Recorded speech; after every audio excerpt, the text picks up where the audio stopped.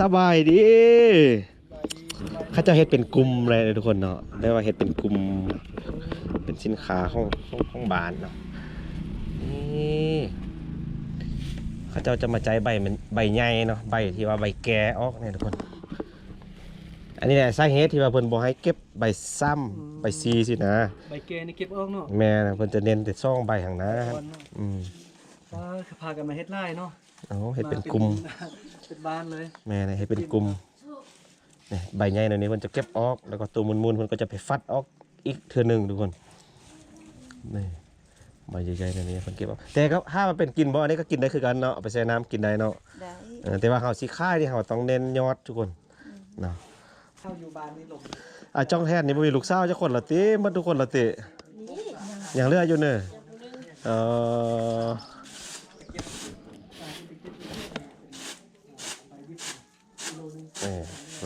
มันฟัดตัวที่ว่ามันมุนเนาะแล้วก็ที่ว่าเป็นเซตฝุ่นออกก่อนที่จะนำเข้าทุ่งยางนะ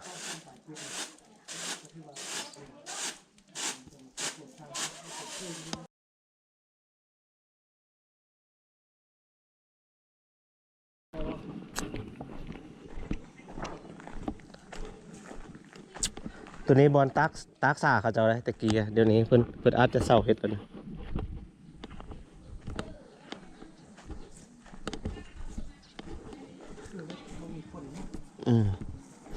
เขาจะไปให้ได้เก็บซาได้ตอนแรงๆประมาณ5 โมง4 โมง5 โมงนี่เริ่มทยอยมาแล้วกินข้าวยางไปพุ่นแล้วก็ไปกินข้าวแล้วก็สร้างขึ้นเลย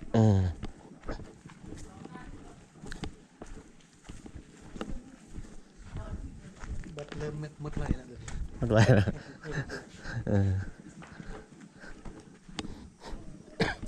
ได้บ่ได้ยิงทึกบ่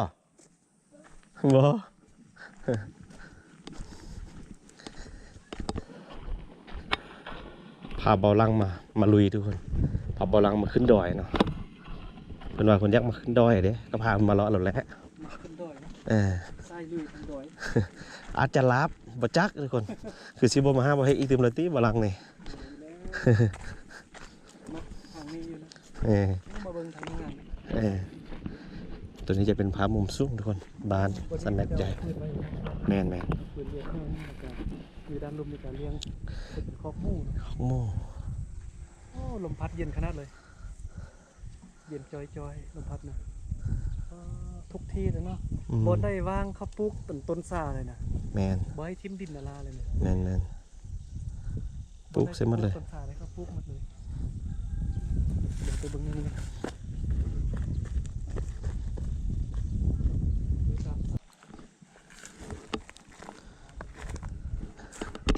ต่อทุกคน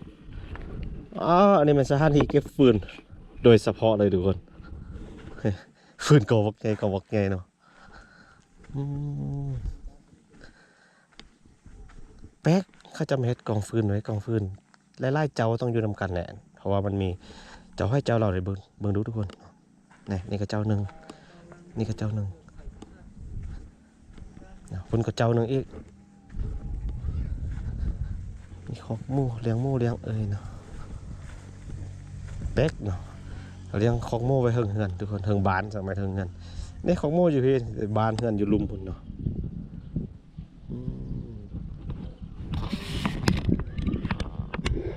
ดูบ้านเฮือนเขาจะอยู่ลุม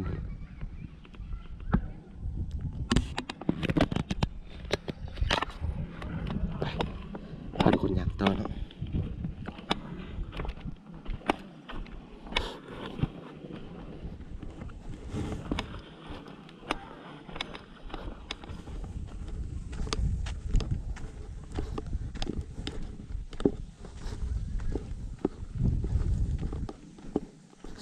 เส้นทางลงไปนี้ก็จะลงไป5 หมู่บ้านเขาเจ้าอะไรทุกคนแต่ว่าบ่เฮกจะบ่ไปนะบ่เฮกจะลงไป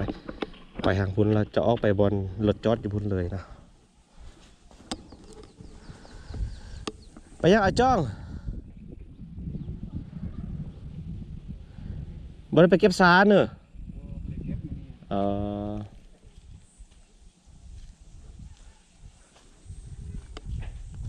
พวกมองบ้านเฮานี่จับไล่เนาะข นาดว่าลมไล่ได้นี่ดอยก้าวลมบ่เป็นไล่ลมพัดแห้งพุ่น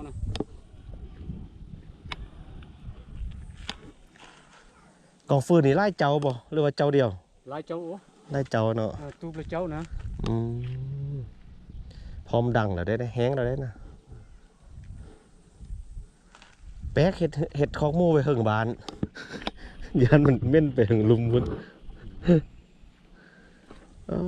อยู่ไกลกันแท้วะเนาะ ไปเฮ็ดอยู่รุ่มกับบ่มีผลเห็ด อืมอยู่หึงมีจักครอบครัว4-5ครอบครัวเนาะเห็นใหญ่หมดเลยเนาะแค่นี้เนาะลุมไปนี่มีซ่อนซ่าอยู่นี่บ่ นี่นะโอ้ทางนี้มันส่วนสามมันน่ะ ไปเกอเบิ่งทุกคนเกอเบิ่งกันเป็นวายอยู่หึงนี้แม่นซ่อนซ่าหมดไปเลยอู้อีลี่ทุกคนเต็มหมาเลยมีแต่ซ่อนซ่าเนาะคุณโอ้มีแต่ซ่อนซ่าเพิ่นหมดเลยแถวนี้คุณไล่เนาะตั้งปุ๊บเป็นสินค้าโดยเฉพาะได้บานสแมัใหญ่เฮาเนาะและซ่าก็เป็นเกรดดีนะทุกคนบานนี่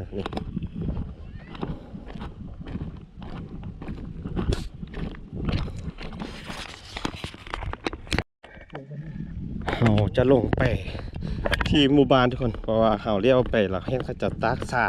เนาะซาที่ว่าเขาจะคั่วแล้วเนาะที่ว่าเขาจะตากเพื่อจะเอาไปค่ายเนาะเดี๋ยวจะพาทุกคนไปเบิ่งเนาะ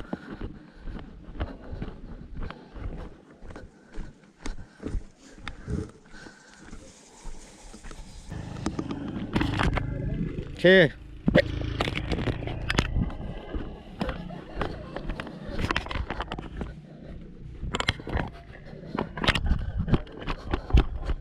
อึบ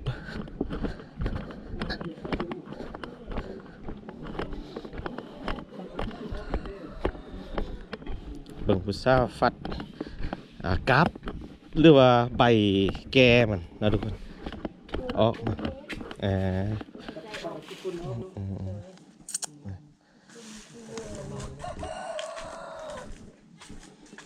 คือฟัดเข้าเนาะใจเอาใบเกใบที่มันกินบ่ได้เนาะ กินได้แต่บางวัน กินเกแล้วออกเนาะ โอ้โหเป็นเรื่องเนาะ มีขี้ฟอกขี้ฝุ่นกับฟัดออก โดย แบบนี้ถ้าไปต้มกินได้เลยเต้ ได้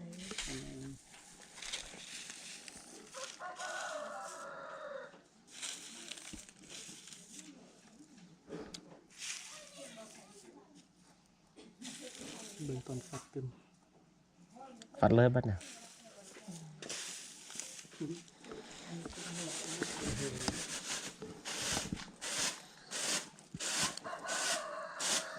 เราฟัดเอาขี้ฝุ่นออกนะก่อนขี้ฝุ่นไล่ นั่นน่ะ คือกะเพราฟัดเข้าเลย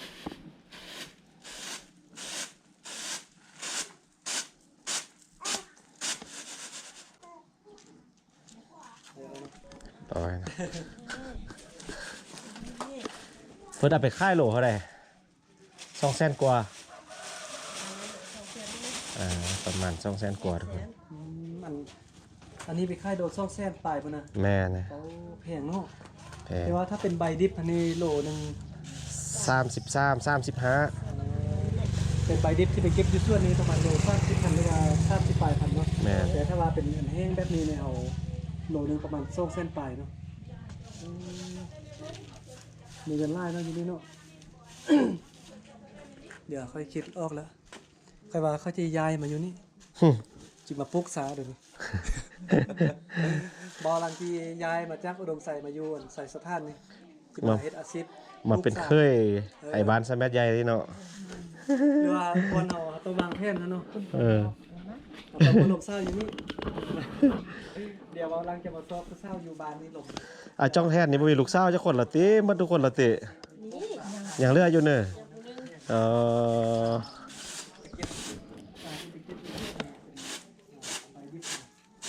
นี่เพิ่นฟัดตัวที่ว่ามันมุนเนาะแล้วก็ที่ว่าเป็นเซตฝุ่นออกทุกคนก่อนที่จะนำเข้าทุ่งยางนะ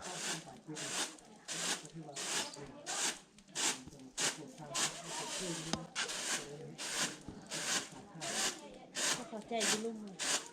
เดี๋ยวจะไปลงไป แล้วเมย์ก็น้องเงิน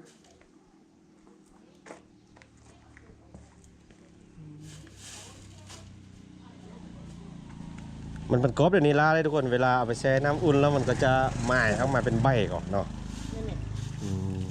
เป็นใบนั่นเป็นเงินเป็นเรื่อง ตัวนี้คั่วแห้งเลยบ่หรือว่าเอาไปตากแดดก่อน อันนี้ขั่วนิดนึงแล้วก็ เอาไปตากแดดเนาะ ไปนวดแล้วก็ตากแดด จะมีขั้นตอนนวดอีกได้ทุกคนเนาะเฮาจะบ่เห็นเนาะเพราะว่าเฮามาผิดมือเนาะเฮามาบ่ฮึกมือที่ว่าเพิ่นคั่วเพิ่นนวดเนาะนี่เป็นใบสาทุกคนสาเขียวอะไรเนาะ นั่นแหละ อืม โอ้ยสิ โอ้ยซีกับใบชาอันนี้แหละเนาะ คนขายทรายรวยมาเลยโอ้ยสิเนาะพอไอ้สิยังรวย โอเคขอบใจเดี๋ยวเขาจะไปเบิ่งเพิ่นเลือกใบอยู่ลุมพันทุกคน ลงทางลุมมันบ่หรือลงทางนี้ ทายเขาจะฟัดมึงเนาะ โอเคทุกคนเขาจะไปเบิ่งขั้นตอนใจซาอยู่ลุมนี้นะเพราะว่ามีเขาเจ้าใจสายเนาะอู้ทุกคนบักหลายๆหนึงเนาะสบายดีเขาเจ้าเฮ็ดเป็นกลุ่มเลยทุกคนเนาะได้ว่าเฮ็ดเป็นกลุ่มเป็นสินค้าของบ้านเนาะนี่เขาเจ้าจะมาใจใบมันใบใหญ่เนาะใบที่ว่าใบแก่ออกเนี่ยทุกคนอันนี้แหละสาเหตุที่ว่าเพิ่นบ่ให้เก็บใบซ้ำใบซีสินะ ใบแกนี่เก็บออกเนาะ แม่นะเพิ่นจะเน้นแต่ซ่องใบข้างหน้า ก่อนเนาะ อืม ว่าพากันมาเฮ็ดไร่เนาะ โอ้เฮ็ดเป็นกลุ่ม เป็นบ้านเลย แม่นะเฮ็ดเป็นกลุ่มนี่ใบใหญ่หน่อยนี้เพิ่นจะเก็บออกแล้วก็ตัวมูลๆเพิ่นก็จะไปฟัดออกอีกเทื่อหนึงทุกคนนี่ใบใหญ่ๆหน่อยนี้เพิ่นเก็บออกแต่ก็ถ้ามันเป็นกินบ่อันนี้ก็กินได้คือกันเนาะเอาไปแช่น้ำกินได้เนาะ ได้ แต่ว่าเฮาสิค่ายนี่เฮาต้องเน้นยอดทุกคนเนาะยอดคือใบซ่องใบซ้ำนั่นแหละเนาะนี่เป็นซาเมืองไสสถานเด้อทุกคนเนาะเป็นบ้านสะแมดใหญ่เนาะเป็นซาของบ้านสะแมดใหญ่เพิ่นเนาะโอ้หลายคนเลย เป็นหมู่บ้านที่เราได้ เพิ่นตั้งเป็นกลุ่มแม่นบ่ตั้งเป็นกลุ่มบ้านเฮ็ดเนาะ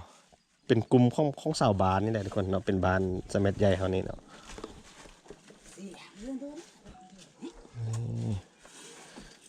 เอาสินั่นได้เอาไปเนี่ยฟังเดี๋ยวบนด้วยเขียนนะ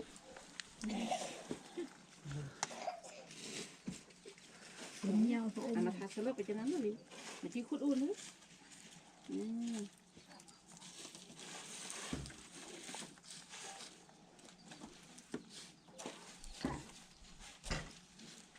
ยิ้มใส่กล้องให้แด้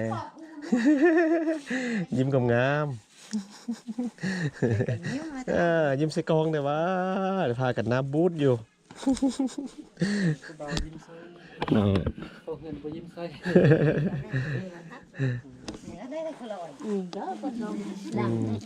ไอแมนคอนบ้าวสิเนี่ยเราบ่ยิ้มเนี่ยคอนบ้าวมัดก้อนนี่ คนบ่าวเด้อบ่ทันมีเมียเด้อ ตัวอยู่เป้าคือว่าใจแล้วแล้วบ่น่ะ ยัง อ๋อแต่ว่าอยู่ทุ่งยางนี่คือว่าแล้วแล้วเนาะ แล้ว อ๋อ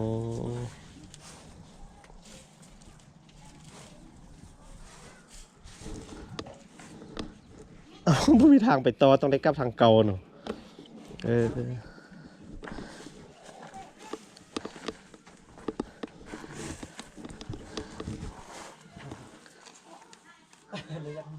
ลูกลองฟัดเบิ่งดูได้บ่